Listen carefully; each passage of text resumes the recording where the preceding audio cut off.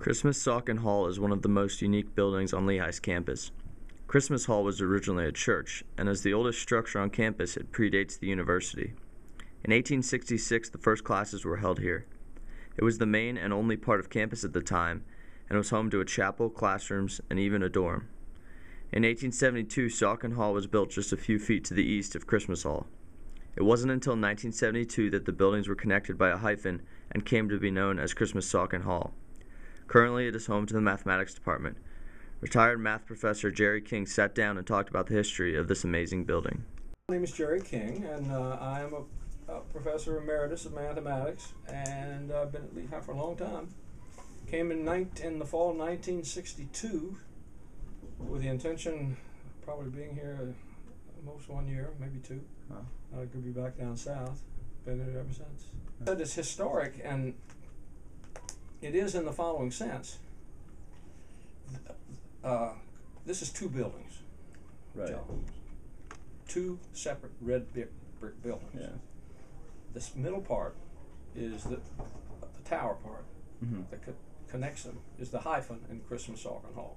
But Christmas-Saucon is originally two separate red brick buildings. Red brick, which is not there, you don't see red brick now, but if you go drill a hole in the siding, you'll go down through about 4 layers of different stuff they put on it over the years, and you'll come to red brick. Now the two buildings, Christmas and Saucon, are, if you go look at them carefully, they're 3-story buildings. The hyphen is 4.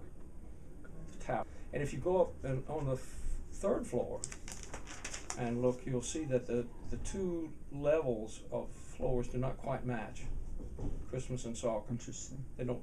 Right. You know, it's not unexpected because they're two separate buildings. Right. And when they took them together, they didn't quite match, so they had to adjust with a couple of steps up the top. Okay.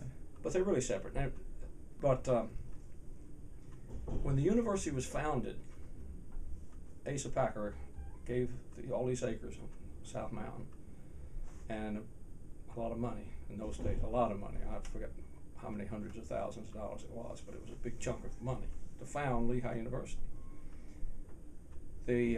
One of the earliest things that happened after it was founded was a board of trustees was appointed.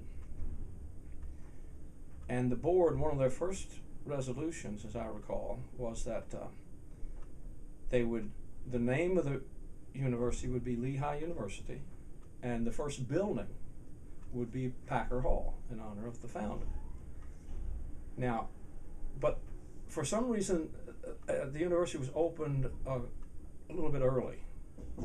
Packer Hall wasn't completed, and the university opened a few years early. I'm not sure why. It probably had something to do with getting students. If they open it, we can get some students. And so this building, that building, Christmas Hall, was there are 2 or 3 versions of this, whether it was finished or had just been finished. But it was to be a Moravian church, which is probably now why it's called Christmas Hall.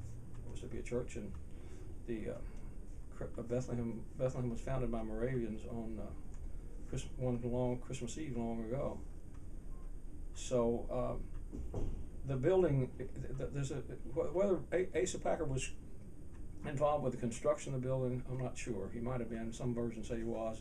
Some other histories will say, nah, it was the churches, it was under roof and all this. And he talked to him selling it. But Christmas Hall was all there was at Lehigh University. That's it. That building, that one building. One red brick, this building was this part over here, the part we're in now, was all there was. When it opened, that's it. Everything was here, including compulsory chapel. So at least part of this building was a chapel. Wow. And they were impressive buildings. And it's odd that they're both red brick. Now, Packer had nothing to do with the first red brick building because it was already built, pretty much. But the second one, I guess they picked red brick to match it. I don't know, because Packer wanted the campus to be stone. Yeah. And if you look at those early buildings, they all are. Right. The ones I think he had something to do with building were all stone. And I can't explain why the Saucon red brick. I guess just to match the red brick.